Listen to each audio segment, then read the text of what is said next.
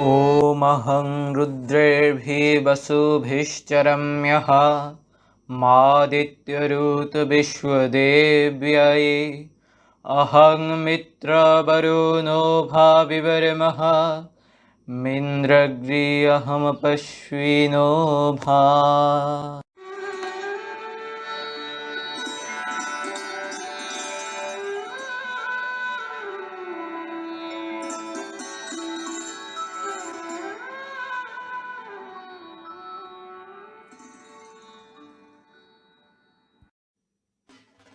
নমস্কার, আমি ধ্রুব মণ্ডল।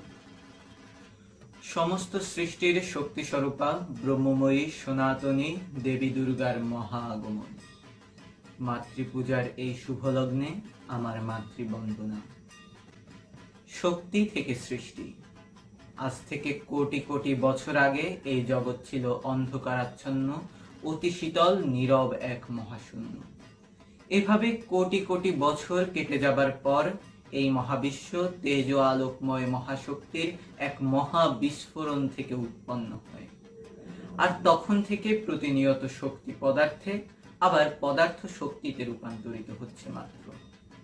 রূপান্তর হতে হতে কোটি কোটি ছায়াপথ। তার মধ্যে মহামায়ার এক অমোঘ মহাকর্ষে আকাশগঙ্গায় ভেসে চলেছে আমাদের প্রিয় সৌরজগৎ।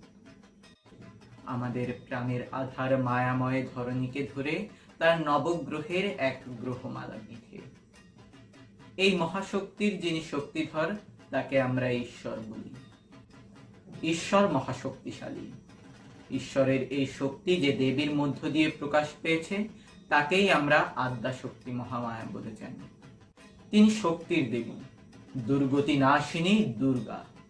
তিনি দুর্গতি নাশ করে আমাদের মঙ্গল করেন বলে তাকে দুর্গা বলা হয়। আবার তিনি দুর্গম নামক এক অসুরকে বধ করেছেন বলে তার নাম দুর্গা। মার্কণ্ডেয় পুরাণের অন্তর্গত শ্রী শ্রী চণ্ডী নামক গ্রন্থে তার আবির্ভাব কাহিনী ও মাহাত্ম্য বর্ণনা করা আছে। তাই যে মহাশক্তিতে এই জগৎ প্রকাশিত, সেই শক্তির প্রতি কৃতজ্ঞতা জানাই দুর্গা পূজায় শ্রী শ্রী চণ্ডী পাঠ করে। যা দেবী সর্বভূতেষু শক্তিরূপেণ সংস্থিতা নমস্তস্यै নমস্তস্यै নমস্তস্यै নমো নমঃ। অর্থাৎ যে দেবী সর্বভূত অর্থাৎ জীব, জড় তথা সকল অস্তিত্বশীল বস্তুতে স্বয়ং শক্তিরূপে স্থিত, তাকে নমস্কার, বারবার নমস্কার। শ্রী শ্রী চণ্ডীতে বলা আছে যে সৃষ্টির প্রারম্ভে ধরণী যখন জলমগ্ন ছিল, তখন শ্রী বিষ্ণুর নাভিপদ্ম থেকে জন্ম হয় ব্রহ্মার, এবং শ্রী বিষ্ণুর কর্ণমল থেকে জন্ম হয় দুই অসুর মধু ও কৈটভের। মধু ও কৈটভ শক্তির আরাধনা করতে লাগল। তাদের কঠোর তপস্যায় তুষ্ট হয়ে জগন্ময় শক্তি তাদের বর প্রদানের ইচ্ছা করল। তারা ইচ্ছা মৃত্যুর বরদান প্রার্থনা করে। মহামায়ার বলে বলিয়ান অসুর ভ্রাতাদ্বয় ব্রহ্মার সৃষ্টিকার্যে বাধা দিতে থাকলে ব্রহ্মা বিষ্ণুর শরণাপন্ন হন। তখন বিষ্ণুর সাথে মধু কৈটভের ঘোরতর যুদ্ধ হল। তিনি মহামায়ার বরদান সম্পর্কে জানতে পেরে মহামায়ার স্তব করলেন। মহামায়া শ্রী বিষ্ণুকে মধু কৈটভ বধের আশীর্বাদ দিলেন। দীর্ঘকাল যুদ্ধের পরে অসুর ভ্রাতৃদ্বয় কিঞ্চিত ক্লান্ত হলে তারা মহামায়ার মায়ায় বুদ্ধিভ্রষ্ট হলেন।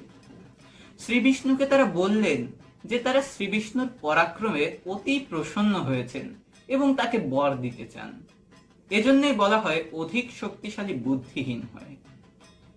এই কথার পরে শ্রী বিষ্ণু মহামায়ার অনুগ্রহ উপলব্ধি করে তাদেরকে বলেন, আমি তোমাদের মৃত্যুর উপায় জানতে চাই। এই কথার পরে মধু কৈটভের জ্ঞান হল। আত্মরক্ষার জন্য তারা জলমগ্ন পুরো পৃথিবী দেখে বললেন, আমরা জলে বা বায়ুতে মরব না। তখন জগন নিয়ন্ত্রক জগন্নাথ নিজের দেহকে উপর নিচে সর্বত্র পরিব্যাপ্ত করে মধু কৈটভকে নিজের জঙ্ঘার উপর রেখে কৌমোদকী গদার আঘাতে হত্যা করলেন। মধুর মেদ দ্বারা মেদিনী বা পৃথিবীর সৃষ্টি হয়। মহামায়ার আশিসে শ্রী বিষ্ণু পৃথিবীকে নিষ্কণ্টক করলেন। বেদে এবং শ্রী শ্রী চণ্ডীর প্রথমাংশে দেবী মাহাত্ম্য এরূপ নিরাকার রূপে বর্ণিত হয়েছে। শ্রী শ্রী চণ্ডীর পরবর্তী অংশে বর্ণিত হয়েছে পুরাকালে মহাদেব রম্ভাসুরকে ত্রিলোক বিজয়ী পুত্র লাভের বরদান করেন এবং সেখানে এই কথা হয় যে তপভঙ্গের পর তিনি যে নারীকে দেখবেন তার গর্ভেই এই পুত্র জন্ম নেবে। চোখ মেলে রম্ভাসুর মহিষরূপিণী এক অপ্সরাকে দেখলেন এবং তার গর্ভেই মহিষাসুরের জন্ম হয়। মহিষাসুর ব্রহ্মার কঠোর আরাধনা করলেন। ব্রহ্মা তাকে বর দিলেন যে তিনি পুরুষের অবদ্ধ হবেন এবং কামরূপী অর্থাৎ যেমন ইচ্ছা রূপ ধারণ করতে পারবেন। তিনি তার এই বরের অপব্যবহার শুরু করলেন এবং ইন্দ্রাদি লোকপালকে পরাস্ত করে ত্রিলোক বিজয় করলেন, অধর্মের শাসন পত্তন করলেন। যুদ্ধে দেবতারা স্বর্গ হতে বিতাড়িত হয়ে মর্তে বিচরণ করতে থাকেন। এরপর রাজ্যহারা দেবতারা একত্রিত হয়ে ব্রহ্মাকে অগ্রগামী করে মহাদেব ও বিষ্ণুর নিকট উপস্থিত হয়ে অসুরদের অত্যাচারের কাহিনী বর্ণনা করলেন। দেবতারা বিক্ষুব্ধ। অসুর বধের জন্য ব্রহ্মা, বিষ্ণু, শিব ও অন্যান্য দেবতাদের প্রধানল শরীর থেকে তেজরশ্মি রূপে একত্রিত হয়ে সৃষ্টি হয় এক দশভুজা দেবী মূর্তির। জগন্ময় ঐশ্বরিক শক্তি মহামায়া এই প্রথমবার সাকার রূপ ধারণ করলেন। আবির্ভূতা হলেন দেবী দুর্গা। দেবতারা তাদের অস্ত্র দিয়ে দেবীকে সশস্ত্র যোদ্ধা রূপে সুসজ্জিত করলেন। ইন্দ্র দিলেন বজ্র, বিষ্ণু দিলেন চক্র, ব্রহ্মা দিলেন পদ্ম, শিব দিলেন ত্রিশূল, শনি দিলেন খড়গ, পবনদেব দিলেন তীরধনুক, যম দিলেন যমদণ্ড এবং পিতা হিমালয় দিলেন বাহন সিংহ। স্বর্গ, মর্ত, পাতাল কম্পিত হলো দেবীর অট্টহাস্যে। দেবতারা সিংহ বাহিনীর জয়ধ্বনি করতে লাগলেন, মুনিগণ দেবীর স্তব করতে লাগলেন। এদিকে মহিষাসুর তার হাজার হাজার সৈন্য নিয়ে ধাবিত হলো দেবীর দিকে। ঘোরতর যুদ্ধ হলো। যুদ্ধে অসুর শক্তি পরাজয় বরণ করল। দেবী মহিষাসুরের আত্মাকে বললেন, তুমি মৃত্যুকে জয় করতে চেয়েছিলে না মহিষাসুর? তুমি মৃত্যুদাতা যমের বাহন হও। সেই থেকে মহিষাসুর মহিষ রূপে যমের বাহন হলেন। দেবতারা অসুরদের হাত থেকে মুক্ত হয়ে স্বর্গরাজ্য ফিরে পেলেন। দেবগণ ও ঋষিগণ দেবীর জয়গানে মুখরিত হয়ে উঠলেন এবং প্রণাম করলেন। ওং সর্বমঙ্গলা মঙ্গলে শিবে সর্বার্থ সাধিকে শরণ্যে ত্র্যম্বকে গৌরী নারায়ণী নমস্তুতে। অর্থাৎ তুমি সর্বপ্রকার কল্যাণদায়িনী, তুমি মঙ্গলময়ী, সর্বপ্রকার ইচ্ছা পূরণকারী হে দেবী নারায়ণী, তোমাকে নমস্কার। এখানে দেবী দুর্গার প্রণাম মন্ত্রে শিবে শব্দটি ব্যবহারের কারণ, শিব হলেন এই ব্রহ্মাণ্ডের মৃত্যুর দেবতা, অর্থাৎ তিনি পরম ব্রহ্মের সংহারকারী সাকার রূপ তথা মহাকাল রূপে যে সকল জীবের কাল অর্থাৎ মৃত্যুর সময় উপস্থিত তাদের মৃত্যু বা লয় করেন মহাদেব শিব। মহাকালের এই কাল বা সংহার কার্যের জন্য লীন শক্তি ও লয়কারী শক্তির এক অদ্ভুত সমন্বয় সাধন হয়। এজন্য স্বয়ং পরমাত্মার শক্তি সাকার রূপে পার্বতী, দুর্গা তথা কালী রূপে শিবের সহধর্মিণী হয়ে থাকেন এবং অশুভ শক্তির বিনাশের জন্য তিনি কখনো দুর্গা, কখনো কালী, কখনো বা চণ্ডিকা রূপে আবির্ভূত হন। স্বয়ং পরম ব্রহ্মের প্রধান তিন কার্য সাকার রূপে ত্রিদেব বা ত্রিনাথ বা ব্রহ্মা, বিষ্ণু ও মহেশ্বর সম্পাদন করেন। পরমাত্মা তথা নিরাকার ব্রহ্মের স্রষ্টা স্বরূপ সাকার রূপে প্রকাশিত হয় ব্রহ্মা রূপে। তিনি সৃষ্টিতে জ্ঞানের সহযোগে জ্ঞানময় করে সৃষ্টিকে ভরিয়ে তোলেন। কারণ যদি এই সৃষ্টিতে জ্ঞানের উদ্ভব হয় তাহলে আমাদের মন আলোকিত হয় এবং জ্ঞানের মার্গেই ভক্তির উদ্ভব হয় ও ভক্তি থেকেই স্বয়ং পরম ব্রহ্মের প্রেম তথা সমাধি লাভ হয়, যা এই সৃষ্টির সর্বোচ্চ লক্ষ্য। তাই স্রষ্টা ব্রহ্মার সহধর্মিণী রূপে বিদ্যার দেবী সরস্বতী থাকেন। পালনহার বিষ্ণু এই জগৎকে পালন করে তাকে শ্রী, যশ ও সমৃদ্ধিতে ভরিয়ে তোলেন। কেননা যদি সৃষ্টিতে দারিদ্র থাকে তাহলে তা থেকে রিপুসমূহ এবং রিপুসমূহের থেকে পাপের জন্ম হবে। তাই পরমাত্মার শ্রী তথা সমৃদ্ধি গুণ সাকার রূপে লক্ষ্মী দেবী হয়ে শ্রী বিষ্ণুর সহধর্মিণী রূপে থাকেন। পরমাত্মার শক্তিরূপ বেদে বিধৃত হয়েছিল নিরাকার মহামায়া রূপে। পুরাণে অর্থাৎ মার্কণ্ডেয় পুরাণে তিনি মহিষাসুর মর্দিনী রূপে বিধৃত হন। এভাবে মর্তে তার মাহাত্ম্য বর্ণিত হয়। পৌরাণিক যুগে রাজ্য হারানো সুরত রাজা ও বিশ্বাসঘাতকতায় বিষণ্ণ সমাধিবশ্য মেধামুনির আশ্রমে আসেন। তাঁদের বিষণ্ণতা দেখে মুনি তাদের মহামায়ার স্বরূপ ব্যাখ্যা করেন ও তাদের জগন্মাতার সচ্চিদানন্দ জ্ঞান প্রদান করেন। তারাই তখন প্রথম দেবীর সাকার রূপের পূজার সংকল্প গ্রহণ করেন। মেধামুনির নির্দেশে সুরত রাজা নিজের হাতে দেবীর মূর্তি গড়ে চৈত্রের শুক্লা ষষ্ঠীতে দেবীর বোধন করেন এবং দশমী পর্যন্ত 5টি তিথিতে 5টি সংকল্পে এই পূজা অনুষ্ঠিত করেন। তখন থেকে সাধারণ মানুষ চৈতি শুক্লা ষষ্ঠী থেকে দশমী পর্যন্ত এই পূজা করে আসছে। তাই এই পূজা বাসন্তী পূজা নামে খ্যাত। পৌরাণিক ত্রেতা যুগে শ্রীরামচন্দ্রের বনবাসকালীন লঙ্কেশ রাবণ দেবী সীতাকে হরণ করে নিয়ে যায়। দেবী সীতাকে উদ্ধারের জন্য রাবণের বিরুদ্ধে ঘোরতর যুদ্ধ ঘোষণা করেন শ্রীরাম। এই যুদ্ধে একে একে মারা পড়েছেন লঙ্কার সব বড় বড় বীর। রাবণ তখন একা রক্ষা করছেন লঙ্কাপুরী। তিনিও শ্রান্ত বিধ্বস্ত।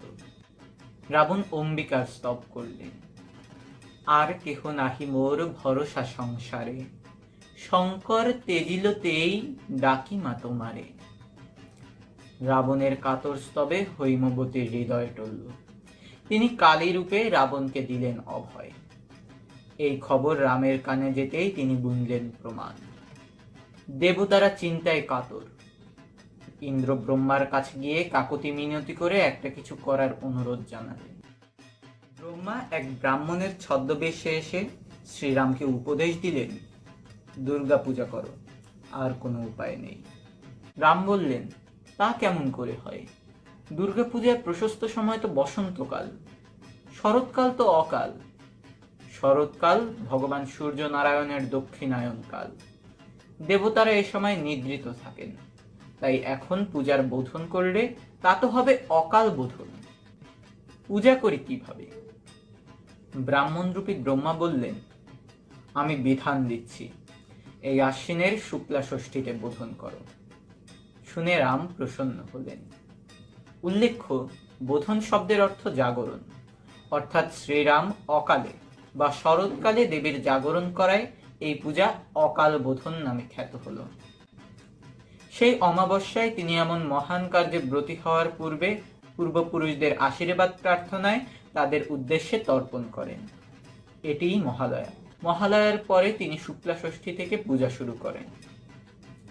চণ্ডী পাঠ করি রাম করিল উৎসব, গীতনাট করি জয় দেয় কপি সব।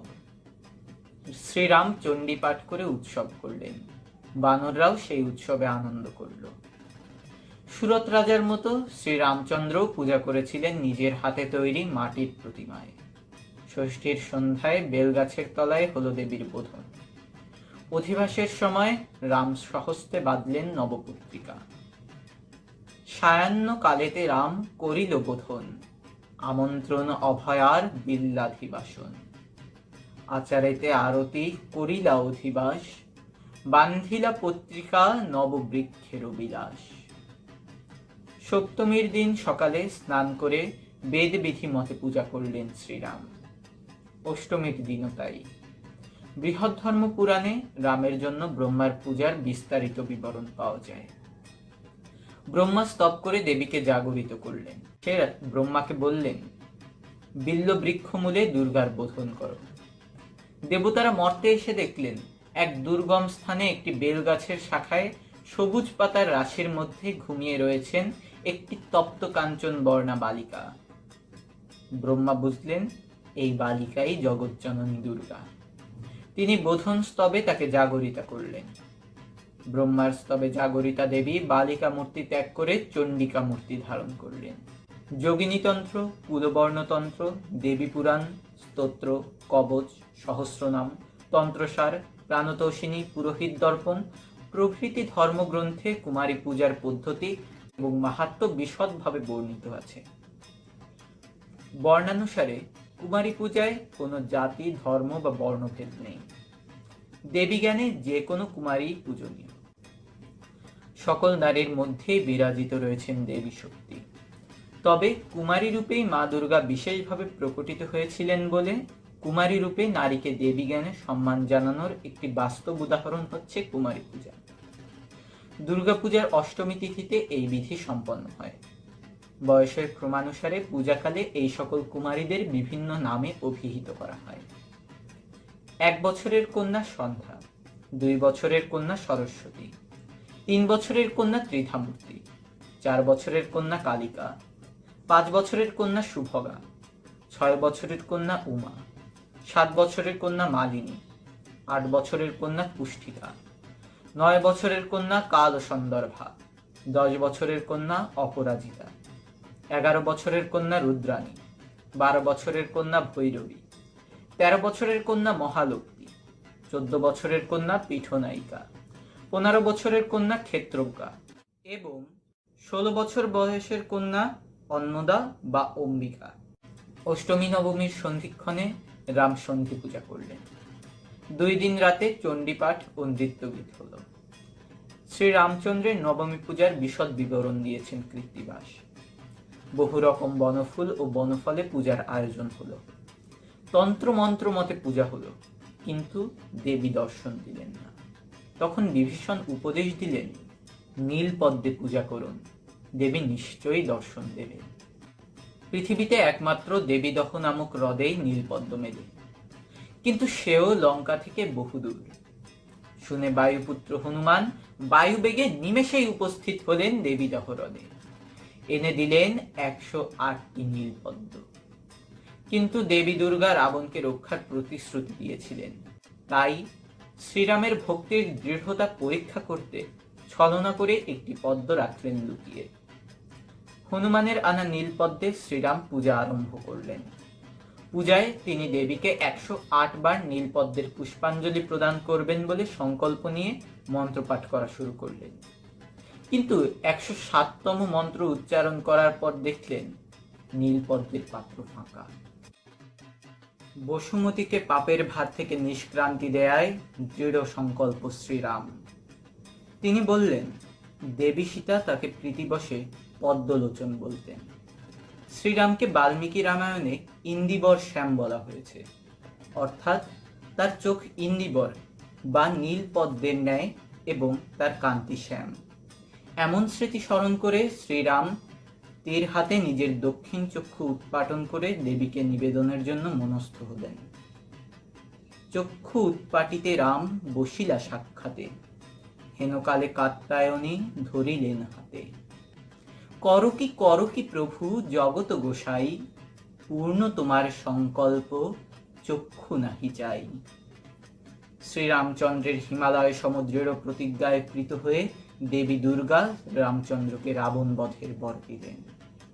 শ্রীরামচন্দ্রের প্রতিটি স্বর হল দেবী দুর্গার আশীর্বাদ ধ্বনি। শ্রী দুর্গার অন্তর্ধানের পূর্বে শ্রীরাম বললেন, অকাল বোধনে পূজা কইলে তুমি দশভুজা, বিধি মতো করিলা বিন্যাস। লোকে জানাবার তরে আমারে করিতে ধন্য, অবনীতে করিলে প্রকাশ। এরপর রাম দশমী পূজা সমাপ্ত করে দুর্গা প্রতিমা বিসর্জন দিলেন। তারপরে দেবীর আশীর্বাদ ধন্য আয়ুধ দ্বারা শ্রীরামচন্দ্র রাবণ বধ করলেন, উদ্ধার করলেন মাতা সীতাকে। এই আখ্যান স্মরণ করে শারদীয় দুর্গা পূজায় আমাদের পুরোহিত ঠাকুর এই মন্ত্র উচ্চারণ করেন, ওং ঐ রাবণস্য বধার্থায় রামানুষ্যানুগ্রহায় চ অকালে ব্রহ্মণা বুধো দেবস্তৈ কৃতপুরা অহম পশ্যেন সাষ্টাং সায়ন্যে বোধেয়ামি বৈ। অর্থাৎ, হে দেবী, রাবণ বধে রামকে অনুগ্রহ করার জন্য ব্রহ্মা তোমায় অকাল বোধন করেছিলেন। আমিও সেইভাবে আশ্বিন মাসের ষষ্ঠী তিথিতে সন্ধ্যায় তোমার বোধন করছি। এভাবেই শ্রীরামচন্দ্র দেবীর বোধনের মাধ্যমে ধরণীতে শারদীয় দুর্গাপূজার বোধন করলেন। তখন থেকে বর্তমান পর্যন্ত সুরত রাজা ও সমাধি বৈশ্যের বাসন্তী পূজা অপেক্ষা শারদীয় পূজাই মহাড়ম্বরে পালিত হচ্ছে। আমরা পূজা মণ্ডপে দেখে থাকি মা দুর্গা ও তার বাহন সিংহের সাথে মহিষাসুর এবং লক্ষ্মী, কার্তিক, গণেশ, সরস্বতী থাকেন। এর কারণ হলো, মৃত্যুকালে মহিষাসুর দেবীকে বললেন, দেবী, আমি বাল্যকালে যজ্ঞের প্রসাদ চাইলেও কেউ আমায় তখন তা দিত না। তখন আমি ক্রুদ্ধ হয়ে নিজে যজ্ঞের আহুতি পাবার লক্ষ্যে স্বর্গ জয় করি। মা, আমার এই ইচ্ছা পূরণ করো, তোমার সর্ববৃহৎ পূজায় যেন আমি মণ্ডপে স্থান পাই। দেবী বললেন, তথাস্তু। তখন থেকে পূজা মণ্ডপে মহিষাসুর স্থান পেলেন, কিন্তু তার পূজা কিন্তু কেউ করে না। লক্ষ্মী, কার্তিক, গণেশ, সরস্বতী এদের থাকারও একটি উপাখ্যান আছে। বাংলার 12 ভূঁইয়ার অন্যতম ছিলেন রাজশাহীর জমিদার কংসনারায়ণ। তিনি নিজের যশ বৃদ্ধির জন্য কলিতেই অশ্বমেধ যজ্ঞ করতে চেয়েছিলেন, কিন্তু বেদবিধি অনুসারে কলিতে অশ্বমেধ যজ্ঞ নিষিদ্ধ বলে তার সভাসদগণ তাকে বারণ করেন। তখন তার সভাসদগণ তাকে বলেন যে তিনি যদি কোনো কর্মে নিজেকে অমর করে রাখতে চান, তবে কলির সর্ববৃহৎ যজ্ঞ দুর্গাপূজায় যেন কোনো উত্তম প্রথার প্রচলন করেন। তখন তিনি পূজা মণ্ডপে লক্ষ্মী, কার্তিক, গণেশ, সরস্বতী এদের মূর্তি স্থাপনের প্রচলন করেন। মায়ের সাথে এরাও একই মণ্ডপে পূজিত হন। এবার অর্থাৎ 1428 বঙ্গবর্ষে দেবীর আগমন ঘটকে এবং গমন দোলায়। আশা করি এই পুজোয় মায়ের আশীর্বাদে আমাদের সকল দুর্যোগ দুর্গতি দূর হয়ে যাবে। আমি যে সকল বিষয় উপস্থাপন করলাম তা আমি সরাসরি কোনো শাস্ত্র থেকে পড়িনি, বিভিন্ন মাধ্যম থেকে সংগৃহীত। তাই এই আলোচ্য বিষয়ে আমার কোনো ভুল ত্রুটি বা অসঙ্গতি থাকলে তা আমাকে সংশোধন করে কৃতজ্ঞ করবেন। আর এ বিষয়ে আপনাদের জানা মতো কোনো বৈদিক তত্ত্ব ও তথ্য প্রমাণ থাকলে এবং আপনাদের জ্ঞানগর্ভ কোনো উপদেশ থাকলে তা দিয়ে আমাকে ঋদ্ধ করবেন। পুটিয়া সার্বজনীন দুর্গাপূজার বিগত কয়েক বৎসরের কিছু স্মৃতিচিত্র।